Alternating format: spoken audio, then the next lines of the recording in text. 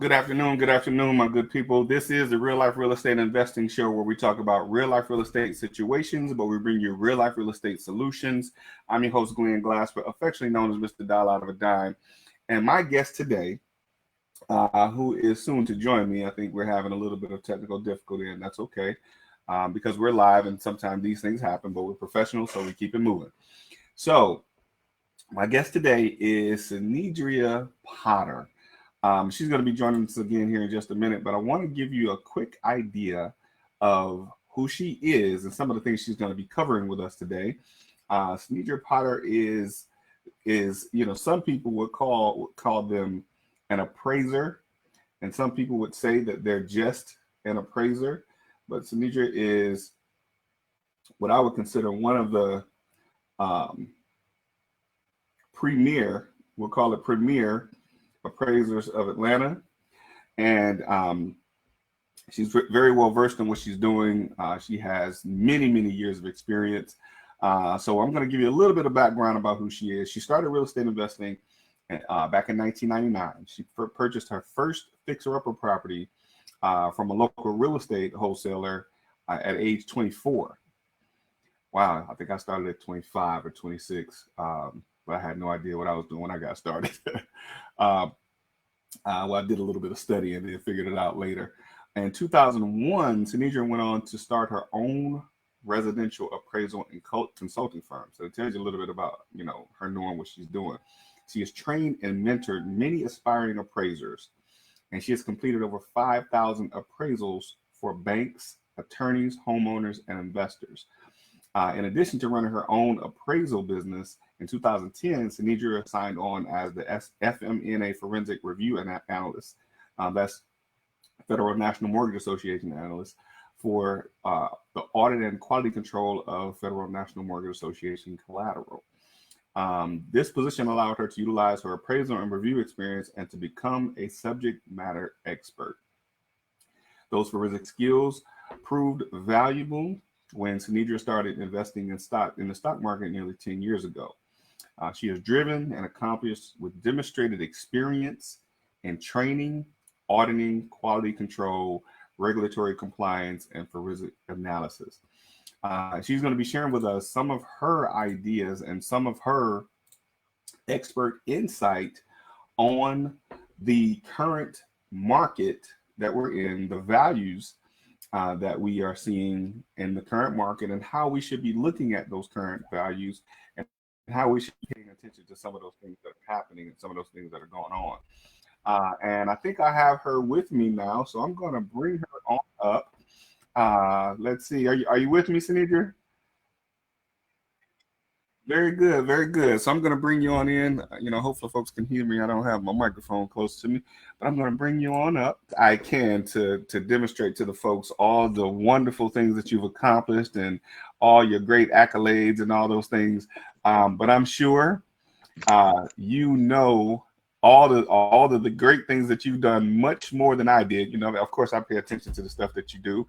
I want to talk about the movies. I mean, like all the stuff you got on. You're a published author.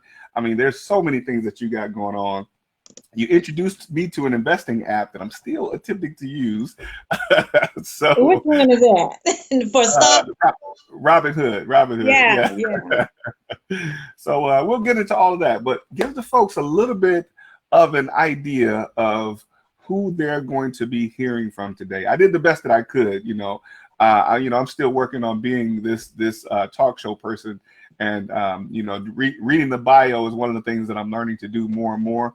But I know it's hard to put all of the great accomplishments that you have in just a few short paragraphs.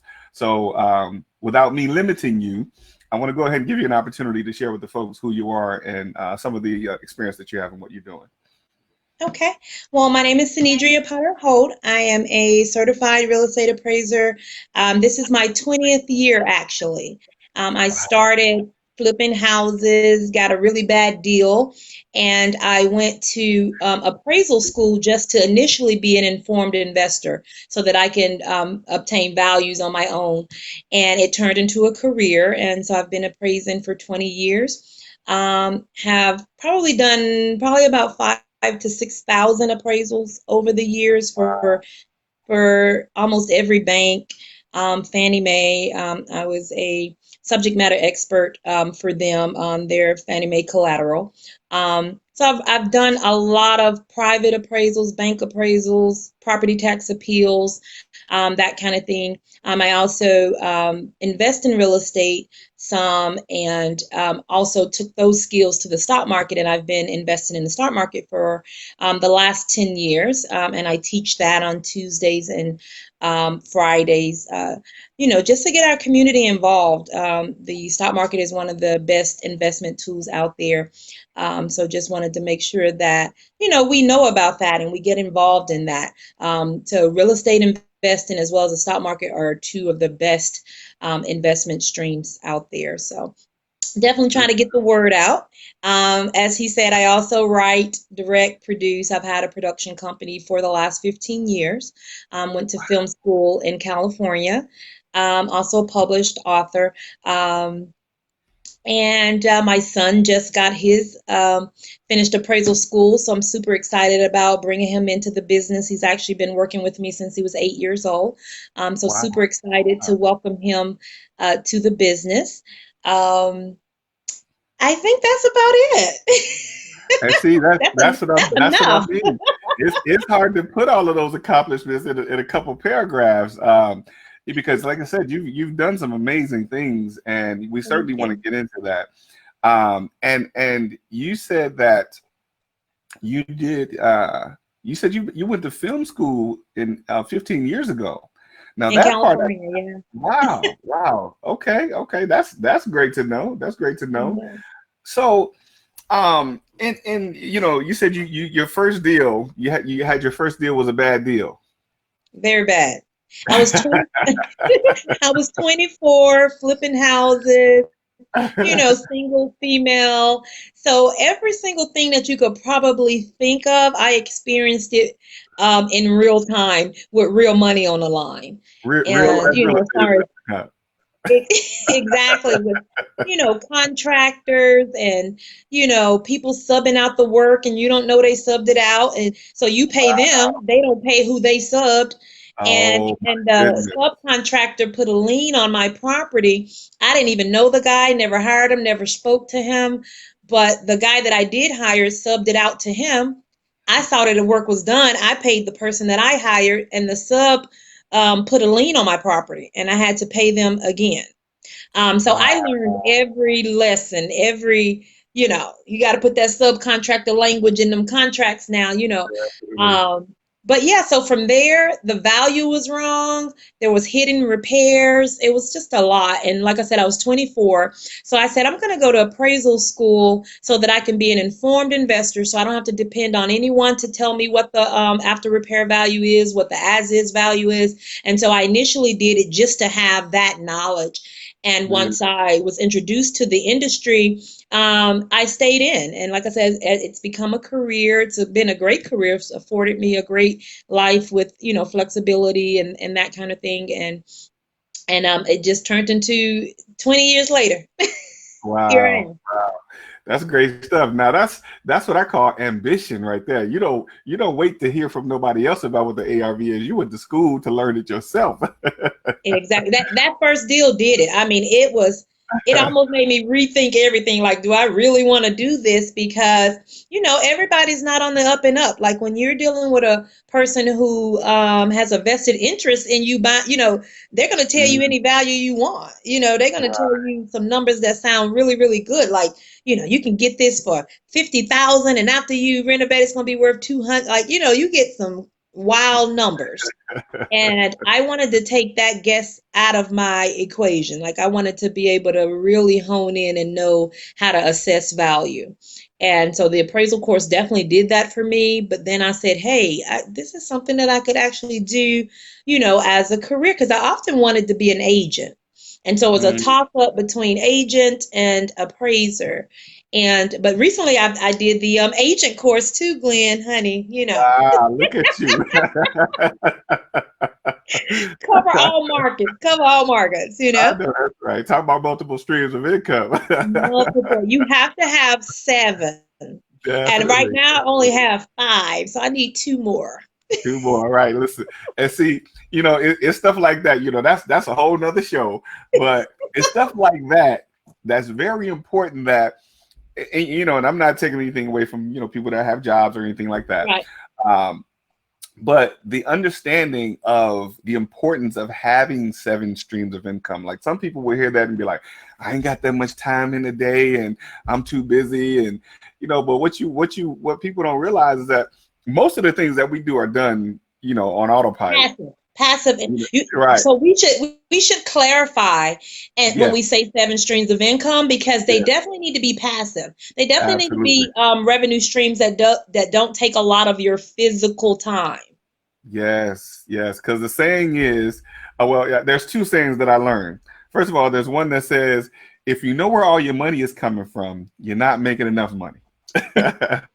And then the other one is, what's the other one? So I was thinking about that one. And the other one is, if you're not making money while you're sleeping, you're not making enough money as well. So that's one of the other things I learned. So let me just make sure our audience can see you. That's good. Okay, They they can said they see can me. see you. Hey, y'all. Yeah. All right. And I'm trying to get them on. Okay. So, all right, do me a favor for those of you that are joining us.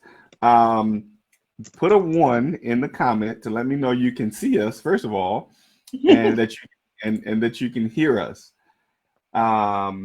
Because I'm actually on live and I'm watching it as well, so I can see both of us. So we Oh, should wow. be good. Yeah.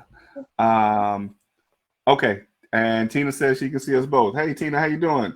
Tina Savage Williams. Look at there. My old school friend. Like we went to elementary school together. Thank you for All tuning in right. today, Tina. Hi, um, Tina. she says she can see us both, so that's good. Okay. So let's get back into. I want to go back down that road of talking about the multiple streams of income. I definitely want to get into that, but we'll come back to that because that's very important. And Michael's joining us. He said he can see us both. Very good, very good. But let's get into now. I'm so excited about having this conversation with you today. I need to get my notebook out and start taking some notes because I in the values for our current market. And I want to dive real deep into that, kind of get, your forensic knowledge about about how that has changed. But let me just, that's on the surface. What are you seeing in terms of values that has changed the most? And what do you think is causing those changes? Well, prior to COVID, everything was just accelerating. Like values were, going through the roof. Properties, as soon as you list them, they were going under contract with multiple offers. We were seeing, a lot of appreciation. Since COVID, it's changed a little bit. It hasn't gone down the way that people think. But Mm-hmm. I am seeing the foreclosures and the short sales, creeping back into the market because of people's work situations and their finances and things like that. Is causing the foreclosures and short sales to come into the market. And it's really weird this time because at the same time, the existing properties are still going really fast. So it's not a depressed market per se like it was the last in 2008. But you do have the foreclosures and short sales coming in with people losing their houses, but the ones that are in the market for a house are still a lot of people, and it's still, highest. Most agents are asking for highest and best, and they get multiple offers and things like that. So this COVID has created an interesting situation where you got both of them going on at the same time. That's I say that quite a bit, that COVID is an interesting situation to be in. Very. And I always have to preface that many times by saying, God bless the people that have lost loved ones and things like that. We Yeah. know that it's not a Yeah, I know it's we some people are facing some serious challenges, with losing Mhm. loved ones, losing jobs, and things like that, and income. So we dare not take the seriousness of that out of it. But on the other side, for those of us that in many cases understand that in depressed situations, there brings about many opportunities. Opportunities. I think those of us that are understanding that and that are clear on that are more and more seeing those opportunities become more available. And I think those are the things that we should be certainly, looking at and looking forward to, even in, the unfortunate situation that we're in, in this market. But I want to give kind of some basic information or basic knowledge to people to kind of give sort of kind of set them up for where we're going in terms of how the market is shifting. So some people may not even be clear on valuations and things like that. And we talked about ARV. We have these industry standard terms that we use that some of our viewers are probably first time investors or looking to learn how to invest.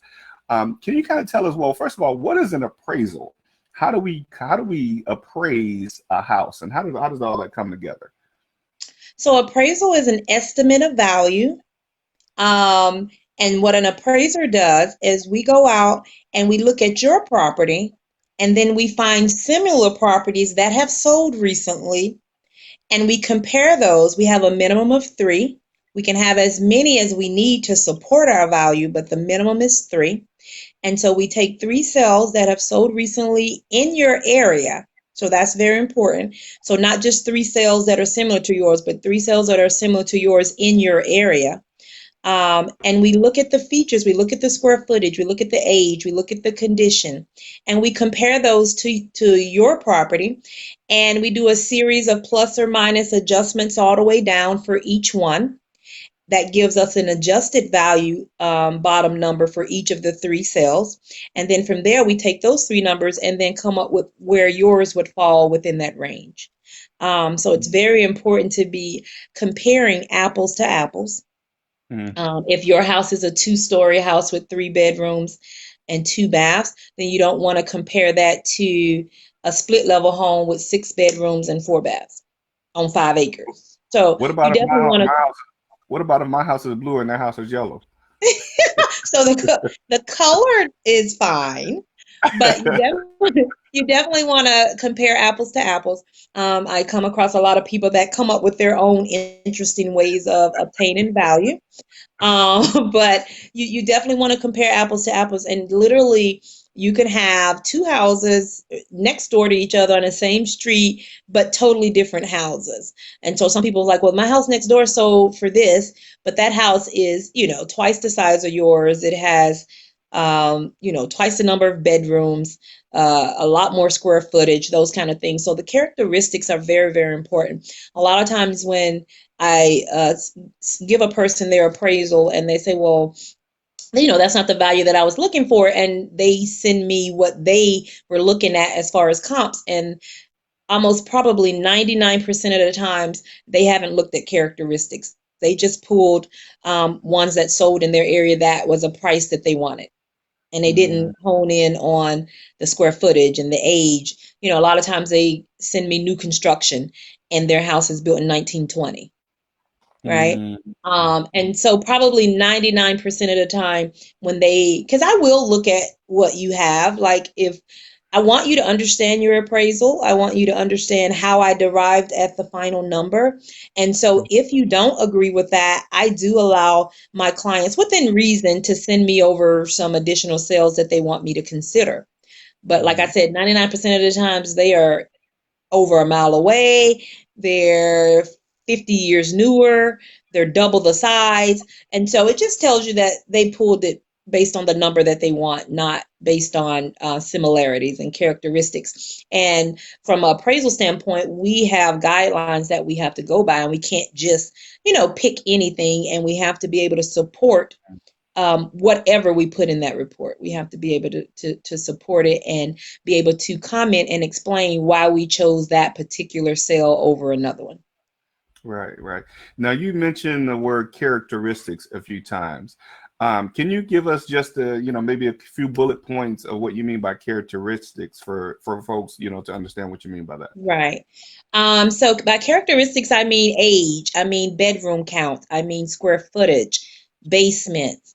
So those are the characteristics of a property. So if you just look at it from the blanket first part of the listing, so you'll have an address and you'll have a sales price. You gotta go deeper than that, because just because it's sold for 500,000, it may be different. The characteristics may be different. So when I say characteristics, I mean go when you pull your search criteria and you pull your list, and it gives you 15 sales that range from 500,000 to 600,000. You don't want to just take that and say this is my value. You want to dig a little bit deeper. You want to deep dive into the characteristics and say my house is 2,000 square feet, so I should only be looking at sales that are 10% up or 10% down. If my house is 1920, you should only really be looking at sales that's 10 or 15 years up or 10 or 15 years down. And if you do that beforehand, then they won't even come up in your list. Like when you're putting in your search criteria, if you put your characteristics in there, then you won't even get those on your list. They won't even show up.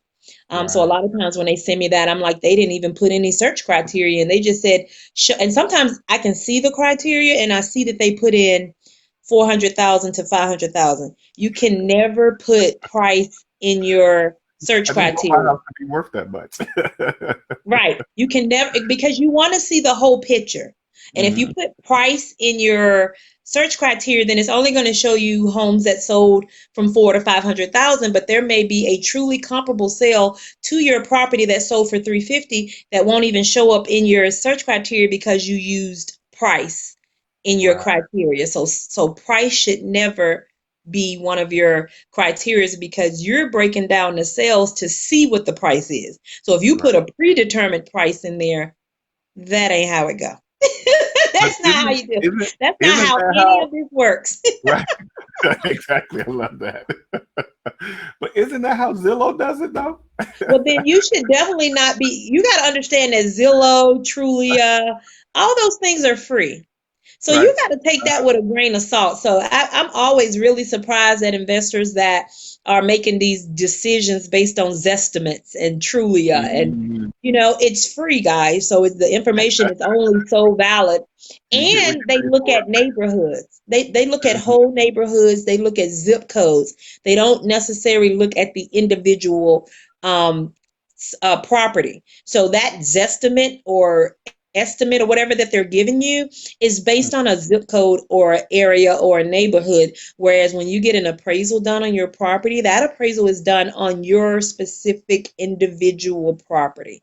So estimates are giving you area, they're giving you zip code, they're giving you what's the predominant value for that area. And within an area, there could be a whole lot of different types of properties. Right, right. And some people don't take into account, and for those viewers that are in different areas of the country, a lot of times they don't take into account the way the neighborhoods are set up. For example, how we are in Atlanta, like you said, there could be values that differentiate from door to door in some cases. Now, and looking at the characteristics, and delving a little bit deeper now in characteristics, should we be looking at like how the house has been remodeled and the different things that have changed, if there are upgrades been made? What characteristics are involved in those types of things? So condition is very important. And what we do is, like, if the property is a fixer-upper, then we're comparing it to other fixer-uppers. If the property is average move-in condition but it's not been updated, then we want to compare it to other properties that have not been updated, but they are, move-in condition. So you could move in there, it's just dated. Or if it's been updated or renovated, and then those two are different. So, some people can do like a rental type renovation where they're going to put a tenant in there, so they're not doing granite, they're not doing tile.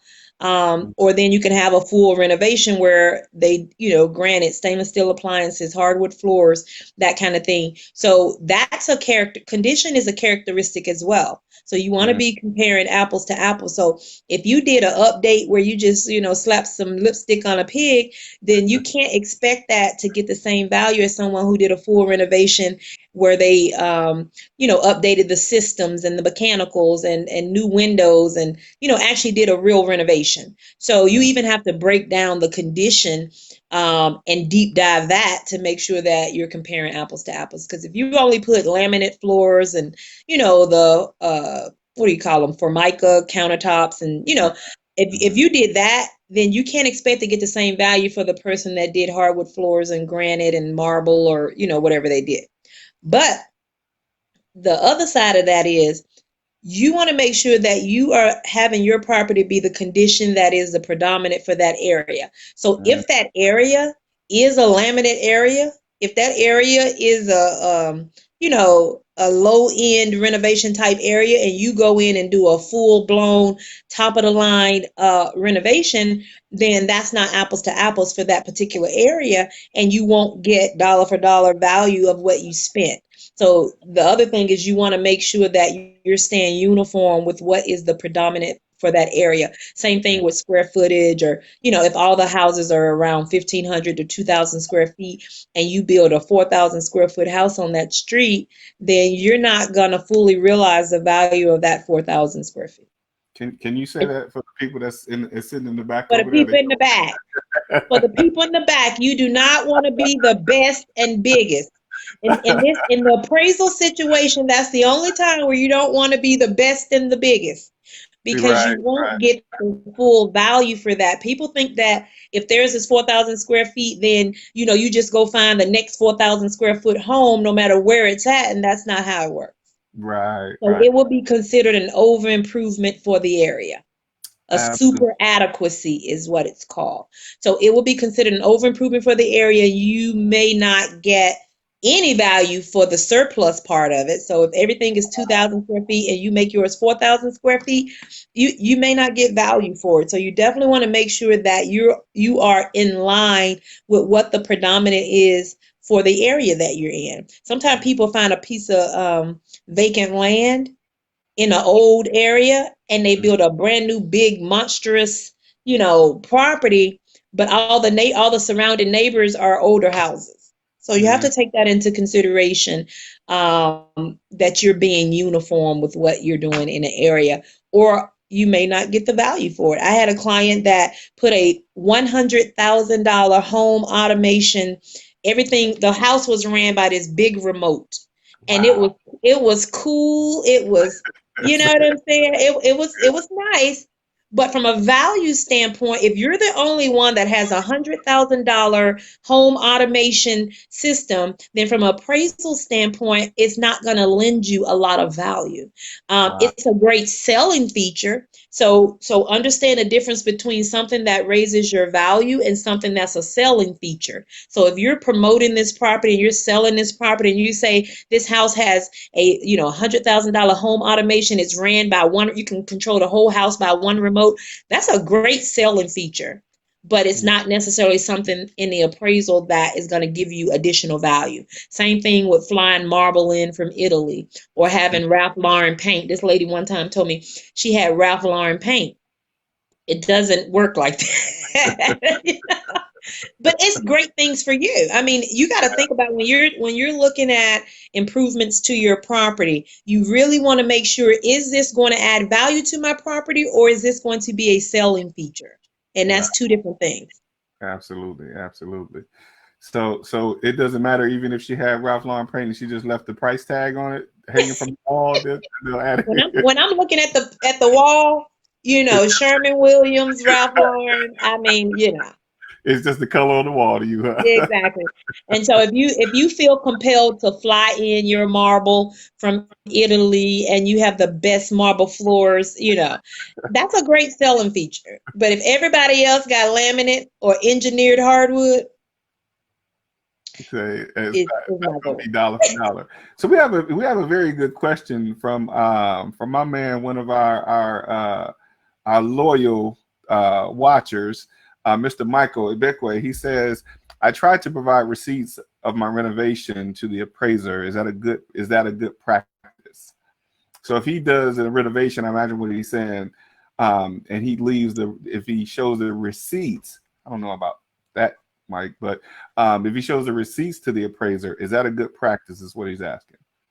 So I have people, when I go do the appraisal, I have people sometimes they have put a whole book report together for me. I mean, like if they give me stuff, I'll take it. Uh-huh. It's not necessarily that you have to have it. Mm-hmm. But sometimes they put stuff together that they want me to take a look at, and I don't mind doing that. Now, if you're providing the receipts because you want them to know how much you spent, then you won't really get the results that you're looking for. But if you're providing the receipts just to show that you did it, or it may be things that I can't see with my physical eye. So, like if you replaced all the copper in the house, or if you rewired the whole house, with my physical eye, I can't see that. So if you want to provide the receipts to show, hey, I replaced all of the insulation inside the walls. Of course, I can't see that.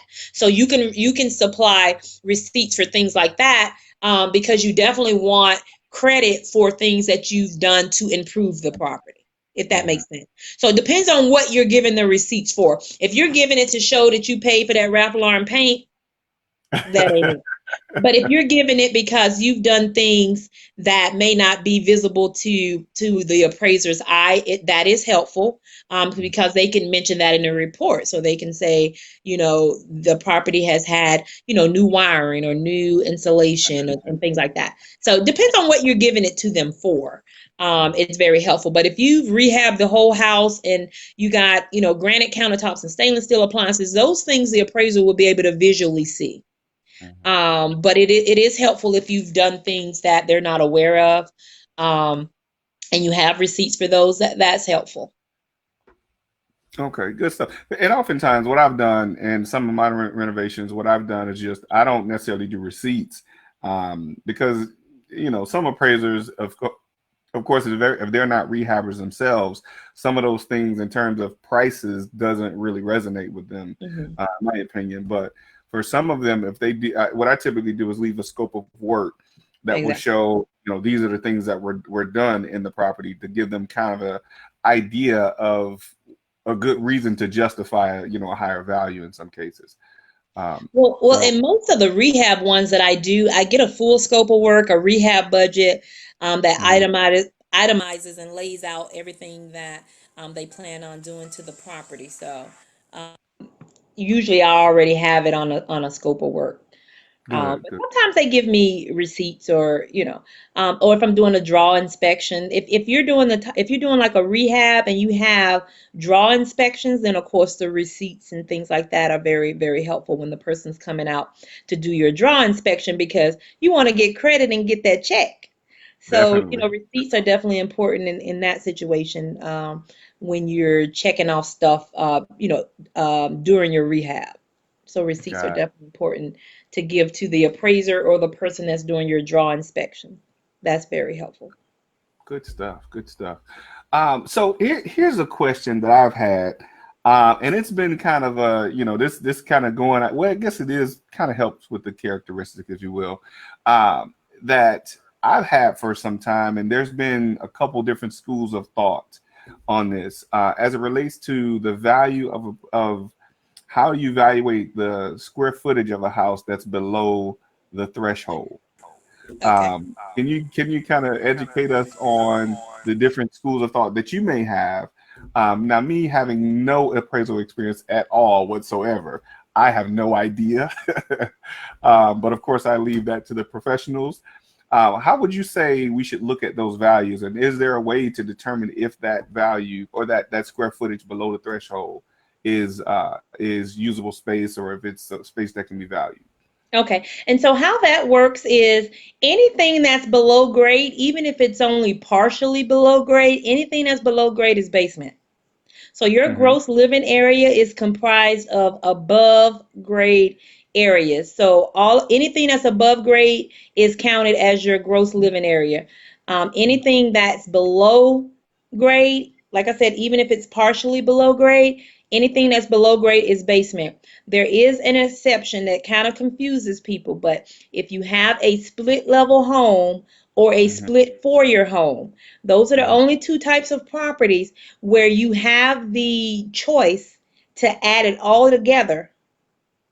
If you know how a split four-year or a split level home is made, you know how you go in and you're on a four-year level and then you can either go up or down.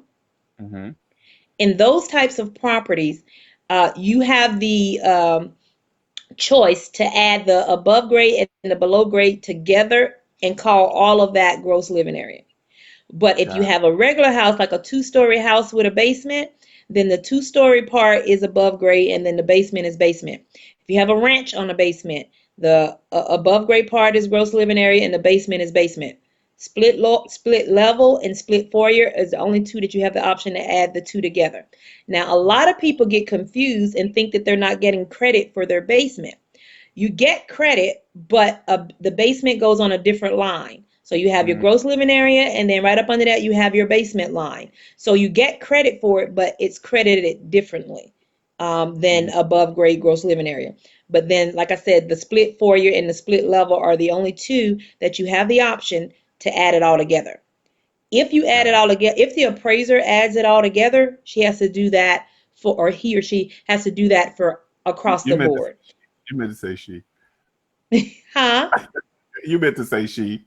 Well, there's some male appraisals. It's actually way more male appraisals than female appraisals. So most time I get to the appraiser and they're like, "Are you the appraiser?" I'm like, yes." So it's not a lot of female appraisers Yeah. because we have to go in attics and we have to go in crawl spaces and you know Mm, that's not something that a lot of women would like to do. right. Um, I look at it a little bit differently because I've been doing it for 20 years. So when I first started, I was in my 20s. So it was nothing to go up and down the steps, go in the attics, go in the crawl spaces. It was, So now I'm of a particular age and I'm like, okay, let this house please not have a drop stair. Right. um, but yeah, so definitely more women should definitely consider this as a career. It's afforded me, a great life, good flexibility. So it's a good industry. So more women think about this as a career. Definitely, definitely. Where was And we at? Because I went all the way somewhere else. What were we no, but talking that's about? listen, that kind of leads me into one of the next questions that I had. How does someone become an appraiser? Okay, I know good there's question. a couple different Good things that question. So things that, like I said, I've been doing this for 20 years. So when I started, you had to go to appraisal school, take a 90-hour course, and then work up under a licensed appraiser for 1,000 field hours. mm, Fast forward to today, after the whole 2008 crash, they figured that appraisers had a little bit to do with all that fraud and stuff that was going on. So they mm, came in and did a major overhaul in the appraisal industry, and they changed a lot of the classifications. They changed the requirements. You now have to have a college degree. oh, And now you can't do your hours under a licensed appraiser. It has to be under a certified appraiser. And the hours are no longer 1,000, it's 2,500 hours. wow, wow. So they came in, and the other thing that they did, the lenders and banks and used to be able to just order the appraisals from us. Now they Mhm, put an appraisal management company in the middle of our industry, and so now the banks have to go through the AMCs, which is appraisal management company, and then the appraisal management company fields it out to appraisers in that area, and then and they take a fee. mhm, So a lot of the appraisers don't like that change because you have, a $400 or $500 appraisal fee, but mhm, you have this middleman now that is only acting as um, admin. They're not doing any part of the appraisal, but mhm. they get a large portion of the fee. So the homeowners are still paying the $400 or $500, and they're not aware that the appraiser is only probably getting 275 or 300 of that because that Wow. middleman company is getting the rest. So instead of them taking like a little 10% admin fee or something that's real fair, they Mhm, take a large portion of the money and send it out to appraisers for a much, much lower price. And the bad part of that is the only appraiser that'll take a $275 or $250 appraisal where they're doing all the work, taking all of the responsibility, mm, is very inexperienced appraisers or new appraisers. Me 20 years in, I don't do that kind of work. And Right. so when you're getting your appraisals through the bank, you're really getting a new appraiser or inexperienced appraiser or appraiser who just needs some work. And they send it out. It's not right. I'm gonna Mm, tell it. They yeah. send it out, and whichever appraiser gives them back the cheapest price, that's who they take. Are you Because serious? whoever gives them the cheapest quote, then they get to keep more of that $400 or $500 fee. So they just blast it out and say, what's your turnaround time and what's your fee? And from all the responses that they get back, they take the cheapest one. Are you serious? Yes. That explains So a now lot. you know that's how they do it, and it's not right, it's not fair, and people don't realize because they're paying the full fee. The homeowner's paying the $400, they're paying the $500, so they don't know what goes on after they submit their payment for the appraisal. But the appraisal management companies have not been what the people who put them in place meant them to be. Wow. Um, it's created a situation where they're taking the cheapest quote. And that Wow. cheapest quote is definitely not going to be from the most experienced appraiser. I literally don't do any AMC work. Wow. Wow.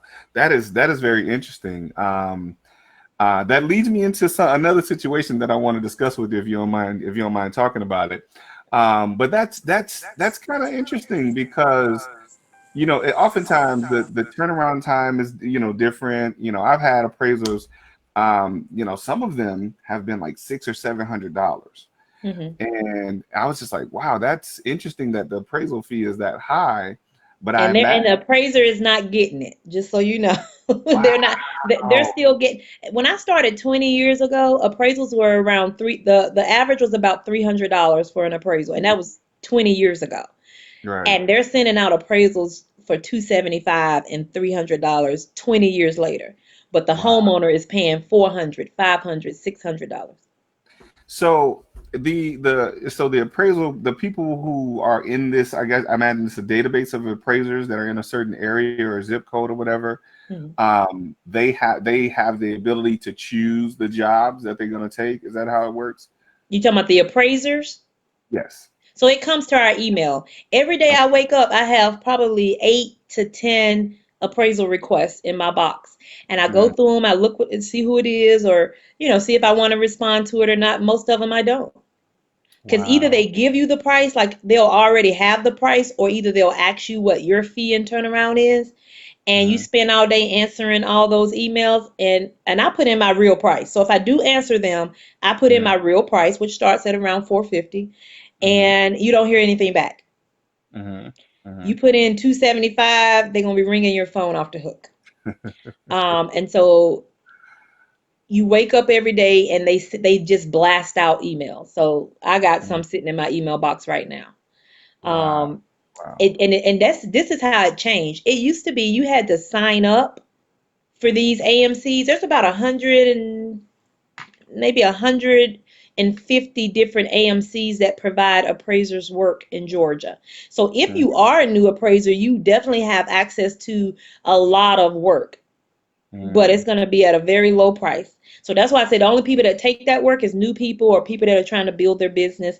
But if you're a new appraiser, I will say that the AMCs do provide a lot of work, a lot of Mhm. volume. Mhm. Um, it's probably like 150 different AMCs. Once they implemented AMCs, everybody and their mama opened up one. So it's probably about 150 different ones that provide appraisers work in Georgia. And they send it to your email. So once you sign up for them to be on their panel, when they get an order, then they just blast it out, and whoever gives them the best turnaround time and the best price, that's who gets the job. So it goes out to multiple appraisers at the same time through your email. But the change is you used to have to sign up for these companies and hope that they accept you on their list. Now they call you. Now you Mhm. get emails in your box of companies that you haven't even signed up with. So now they're reaching out for us, whereas before we used to have to try to get on their list.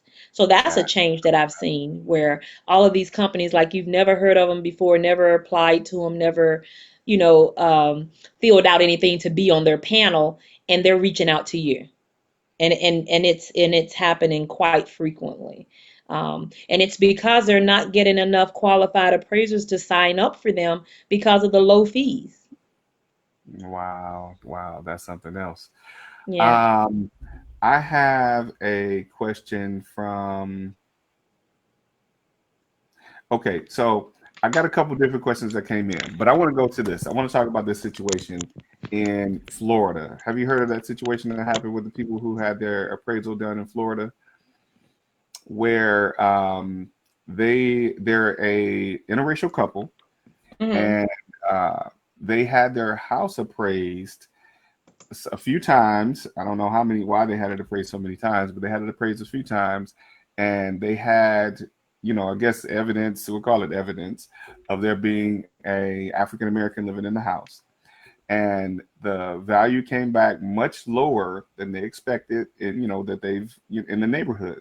And then they did an experiment. The family, I guess, they removed any evidence of there being an African American person living there, and they had the appraisal done again, and the value came back at 40% higher.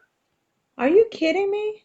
Yes, that's it's something that I read. I have a couple of people send videos and stuff, and I actually did some research, and it's actually real. I was like, wow, I couldn't believe that. That is ridiculous. I've not heard of about that, but that is Yeah. really ridiculous. Now, I do know we can't have people in our picture. So when I'm doing the appraisal and I'm going through taking pictures, I can't have anybody in my pictures. Hmm.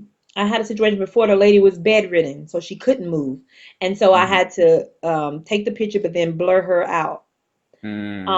But that's the only thing that I've ever come across. Like we can't have people in our pictures, so that they don't know who lives in the house.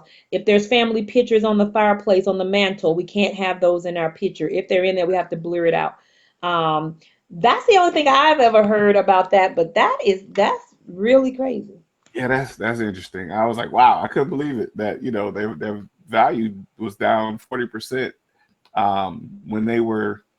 But anyway, that's a whole I nother think that was story. that had to be isolated. You know what I mean? Like that was that particular appraiser that felt the need to do that because I mean that's not something that's across the board. Like who lives Right. in the property doesn't have any bearing on the value. So I don't know. Right. I hadn't heard that happening before. I don't doubt that it happened. But I would probably say it was isolated. Yeah. Yeah. I imagine so. I mean, I just thought that was interesting. Yeah, Um, that's very interesting. so we have I want to make sure we get the questions for Michael says, what are the key differences between drive appraisals and full walkthrough appraisals? You said drive-bys? Yeah, yeah. So So I a guess drive-by is an not exterior quite. only inspection. So the appraiser literally drives by the property. So that's why it's called a drive-by, or sometimes it's called exterior only or a 2055. They're all the same thing. So you do all of the appraisal process is the same as far as the report, Mhm, except that the appraiser does not go inside of the property. They mhm, make the assumption that the interior is of the same condition of the as the exterior. So it's mhm, limited in that the appraiser has not seen the inside of the property. Most lenders in a financial transaction will not take a drive-by. mhm, Some of them will, just depends on what the loan transaction is for. But most time drive-bys are used by individuals who want to know the value of their property just for themselves, but they don't need a full appraisal for a financial transaction. But most times a drive-by is not sufficient for if you're actually trying to do a loan or something with it. Usually they're got just for your own personal knowledge when you don't How want to about have to pay for a full appraisal because a drive-by will still give you a final value just like a full appraisal. okay? How about a desktop review Same appraisal? thing. Same thing. Desktop, you don't go out at all. So you got a desktop where it's done from the desk. You have a Mhm, drive-by where it's exterior only, and then you have a full appraisal, which is interior and exterior. So that same thing for a desktop. If you just need to know the value for yourself, it's not for any financial transaction, you can get a desktop. I tell my clients that all the time. I'm not going to charge you for a full appraisal if that's not what you need. So my first question to my clients is, what is the scope of work? What is the appraisal for? What is the intended use? And once they explain to me why they need the appraisal, then I can offer them a short form or a desktop or a drive-by when if they don't need a full appraisal. I really, don't want to do that to people because appraisals are expensive. I mean, like I said, mine started at 450. And so if you don't need a full one, if what you need it for would work with a drive-by or work with a desktop, then that's what I offer them. So, and it's a big difference in the price. Like a drive-by is $150. Drive-by starts at a desktop is 150, drive-by 299, and a full appraisal is $450. And so that's a difference. So if you only need it for your knowledge, you can get a desktop. All three of the reports are certified reports. All three of the reports give you a value. Mm. What can they do with those reports? I mean, you said they can be used in transactions, so it's just for their own personal knowledge. Right. So if you're thinking about selling your house or buying or refinancing your house, and before you go through all the paperwork and stuff, you like, I just need to know, what my value is to see if I even have enough to refi, or I want to see what the price of this house would be, so I make sure I list it for the right price the first time. Got All those kind of reasons is a reason that you can get a desktop. If you're an investor and you're out looking at properties and that property meets all of your other criteria, but you need to know what that value is, then a it. desktop is good for that. Because if you're out looking at properties, it'll get real expensive trying to get a full appraisal on every property that you're looking at. And then it's also just as dangerous to only go by a Zestimate or Trulia or one of the free services. So a desktop offers you a certified report, um, that will be a signed report that you can utilize to fully feel confident about the value and moving forward with getting that as an investment. So desktops are used a lot by investors.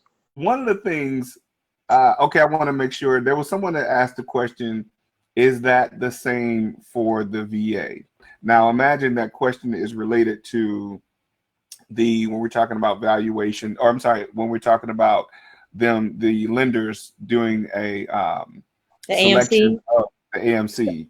So And if VA is different.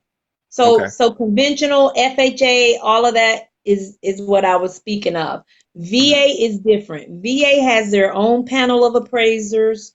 They don't, AMCs and all that. No, VA has their own portal, their own panel of appraisers. They're totally different. Yeah. oh, okay, okay, Yeah, you just have to be like I've been doing it for 20 years and I'm still not even a VA appraiser. VA has their own panel. It very rarely opens for new appraisers to get on the panel. mm, It's a great panel to be on. They have a set price for their appraisers. VA is totally different.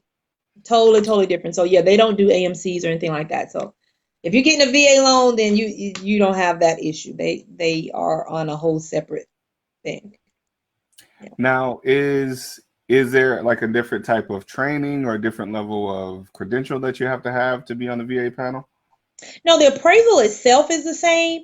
It's just that they very rarely open up the panel to get on the list. Like that's the it list to get on in the appraisal world, to get on the VA list. Oh, okay. And they very rarely open it. When people get on the panel, they stay on it usually for the duration of their career. Mm, But yeah, so they're on a whole nother platform. So they don't do AMCs. got it, got it.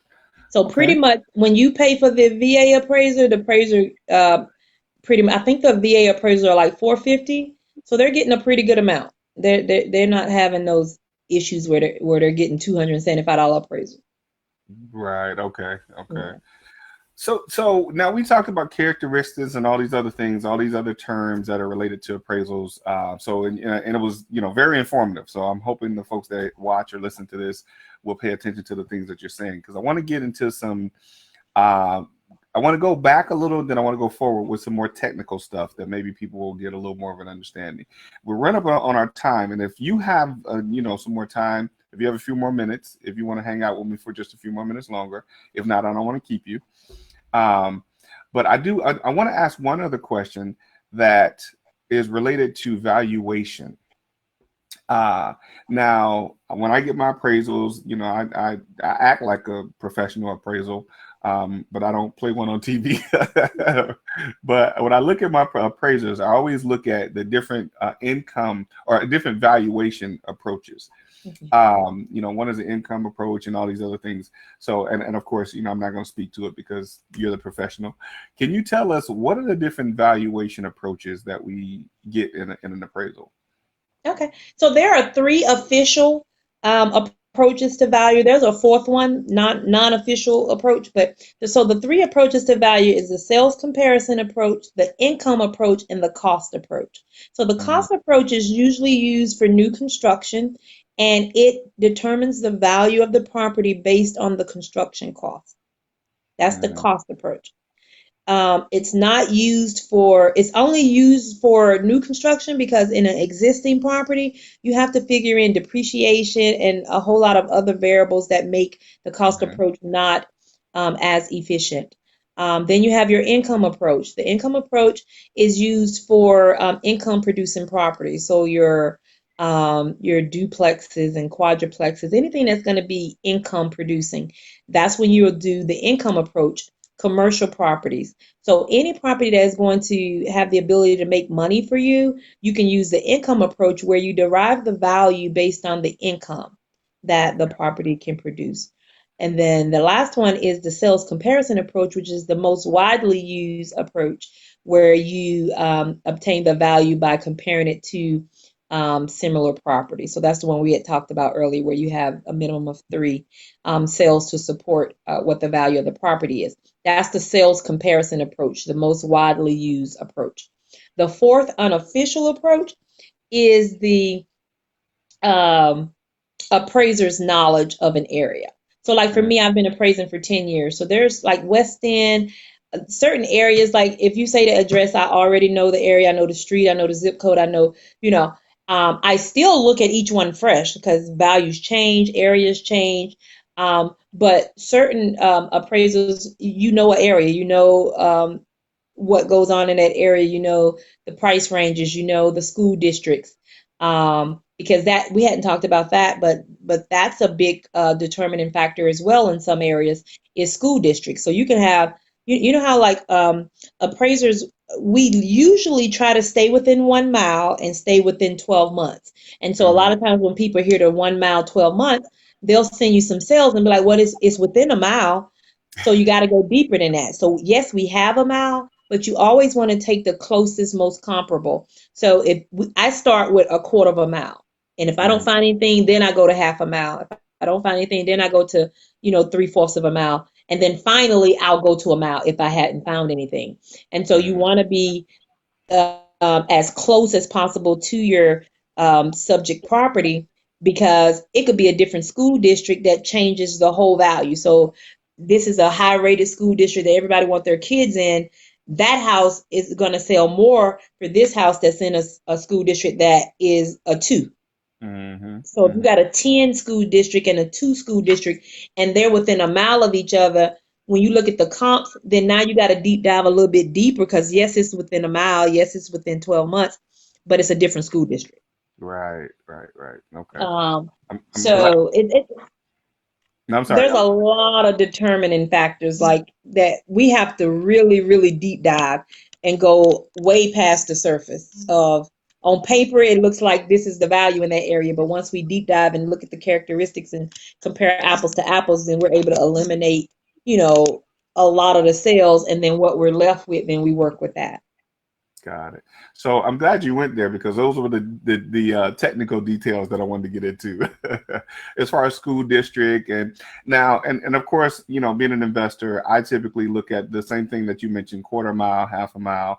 I usually don't do as an investor because we have to be as conservative as possible. Depending on if we're borrowing money or we're looking at flipping the property and things like that.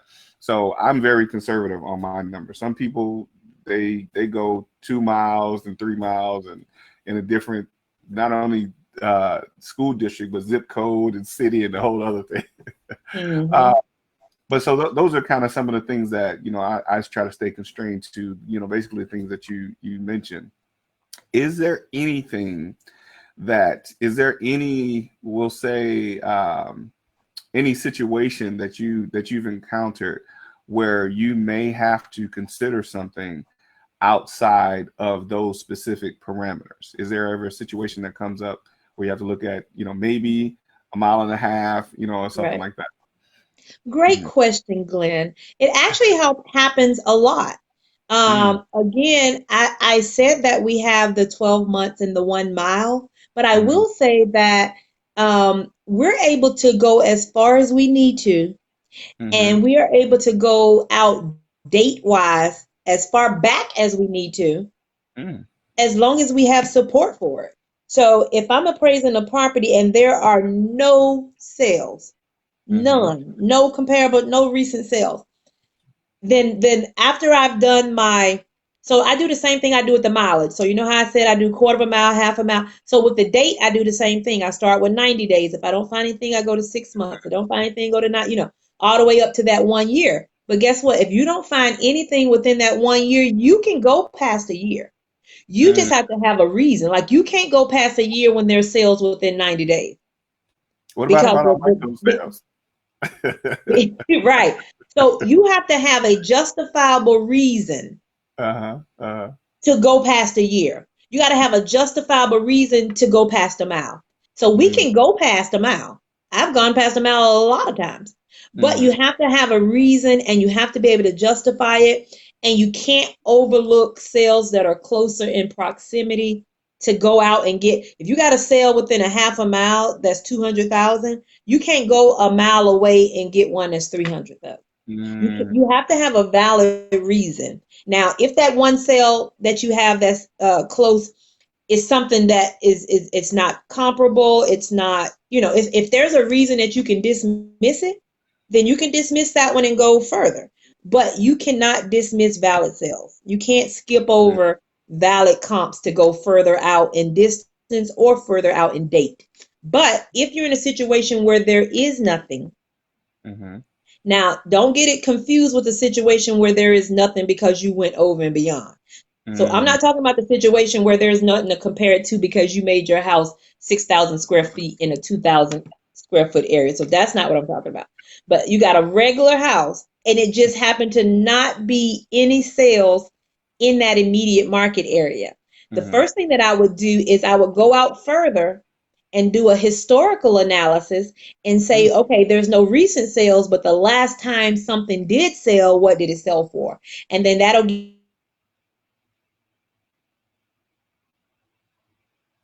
Uh-oh. Think you froze again.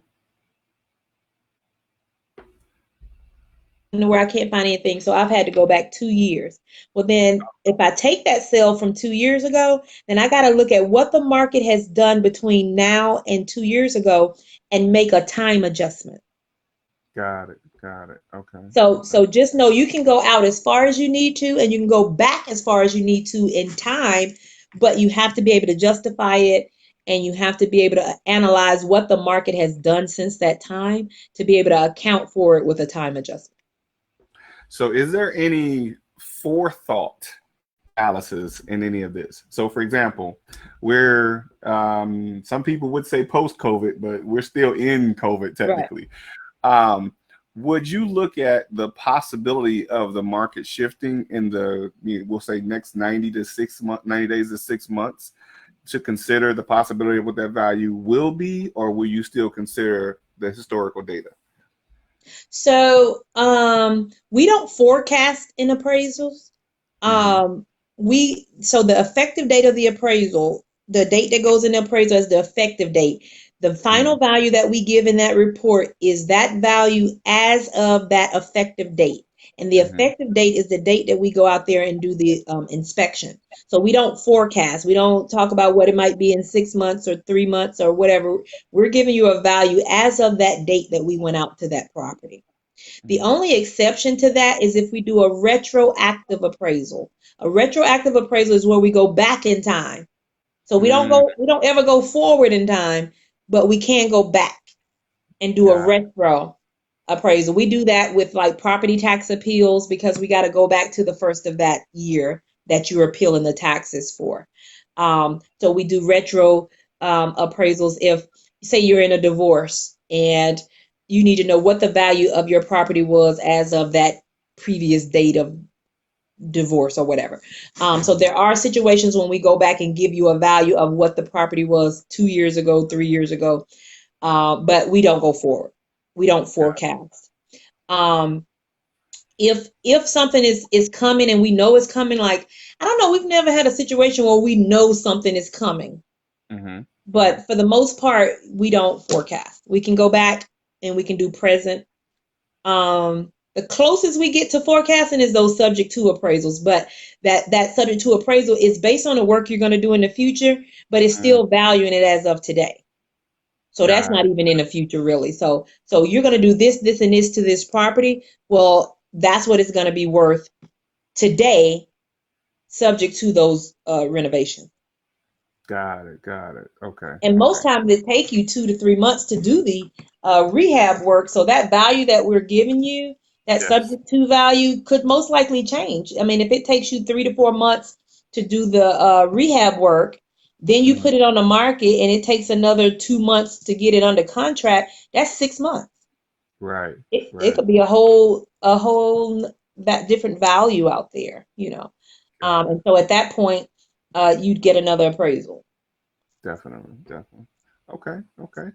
Great stuff. I mean, this has been very educational for me. And I thank you so much for sharing your time. I want to give you an opportunity to tell the folks how they can get in contact with you if they need to get an appraisal, or for whatever. And you said you do tax appeals as well? Property tax appeals. So once they brought in the AMCs to our industry and they really undercut our appraisal fees, I just moved around 2008. I moved to a more private appraisal business. So I do estate appraisals. So if someone passes away and leaves their kids one house and it's 3 or 4 siblings, so I do estate appraisals, I do divorce appraisals, I do property tax appeals. I do almost any reason that you would need an appraisal that's not a federally funded transaction. I do pre-listing appraisals. I tell agents, you want your house to sell for the right price the first time. When you have the price wrong, it sits on the market, then you got to reduce it. If you get a pre-listing appraisal, then you're able to not only price the house right the first time, but you also have a certified report in your hand that you can show to any potential buyers to further back up that sales price that you have on that property. So pre-listing appraisals are something that is that all listing agents should try to utilize to get the price right the first time and to have a report to show potential buyers, and it really decreases the amount of time that property is on the market. That makes a wise investment. Yeah, and then investors as well. If you're, like I said, if you're looking at properties and it meets all of your other criteria, get a desktop. You can't really make these $50,000 mistakes because you didn't want to get, $150 desktop. It's the cost of doing business, and so that's my business more on the private side. I do purchases and refinances, but the bulk of it, as you can see, always at the bottom, the different types that I do: property tax appeals, divorce appraisals, estate appraisals, pre-listing appraisals. We do vacant land. Only thing that I don't do is I don't do a lot of mobile homes, which they don't come up that often anyway in Georgia, but don't do a lot of mobile homes. But anything else, we do. My company is Real Appraisals, and the website is realappraising.com. So that's appraising, ing, realappraising.com. We're also on Facebook and Instagram at Real Appraisals. And yeah, that's it. So if you guys need any type of residential valuations on your properties, don't hesitate to give us a call. And if you mention Glenn's radio show, I will give you guys 10% discount. So just let me know. And I look forward to helping you. Great stuff. Listen, thank you so much. Thank you so much for that offer. So those of you that are watching or listening, definitely take her up on that. She already showed us and told us that she's very knowledgeable about what she's doing.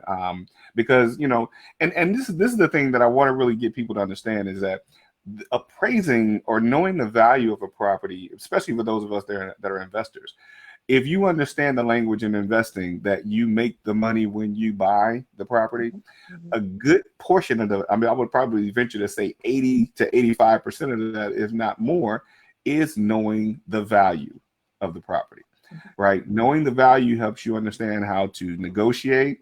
It helps you understand if it's a good opportunity. I mean, knowing the value is like a major part of what we do in buying properties. And like you said, some people will venture not to, we'll say, especially inexperienced people, they would err on the side of not getting a pre-appraisal, something that they would need, like a desktop or a review or something like that, that would make it make sense to even make an offer. Right. And they would make that $50,000 mistake. Ask me how I know. I know exactly. I just had one last week, and when they get the appraisal back, everybody's like, "Oh, the appraiser killed the deal." No, we didn't kill the deal. You just didn't do your due diligence. Exactly. There should be no reason that you're getting all the way to the finish line, and everybody's waiting on the appraisal, and then the appraisal comes back and it's $50,000 less than the sales price. Right. Happens so often. I that's the same with inspections for me. I went so many years with saying, I know how to inspect the property. I'm not going to pay for a property inspection. That couple of $100 has saved me thousands and thousands of dollars over. There's certain costs to doing business. And so if you're going to get into real estate investing and things like that, there's going to be some things that you have to pay for that's just a part of the business. And, I'm always really, it's funny to me when people are haggling over appraisal prices. Like, I literally try to have very fair prices. I offer a discount for a repeat business and things like that. And I give you a good solid report the first time. And so I stand by my prices. I stand by my experience level. And I'm always really surprised at people that want to haggle over your price or, say, well, such and such can do it for $300. And I'm like, well, you might want to let them do it, because you get what you pay for. You get what you pay for. And with me, you're paying for that experience. You're paying to have a peace of mind, to know that, you're walking into a deal and you're paying the right price for it, or what your end result is going to be as far as what it's going to be after you do those repairs to that property. Or, if it's your a divorce appraisal, that you guys are getting the right value and so that you can split it or whatever you got to do. And so you have to pay for that, And like I said, I'm fair with my prices, and I give you a good product, and I give it to you on time, and I've maintained that business for 20 years without having to do a tremendous amount of marketing and anything like that. Most of my business is repeat business and referral business because I do what I say I'm gonna do, and I give you a good turnaround time. So that's me. Give you what you need when you need it, good turnaround time, and the values are right the first time. So if you need any residential valuation needs, don't hesitate to call Real Appraisals. And we wouldn't have it any other way to have Real Appraisals on the Real Life Real Estate Investing Show. That part, exactly. It's been a pleasure speaking with you. I do have another call, so I gotta run, but it's been a pleasure. I hope your listeners got some information and learned some things. Definitely reach out to us, realappraising.com, or on social media at Real Appraisals.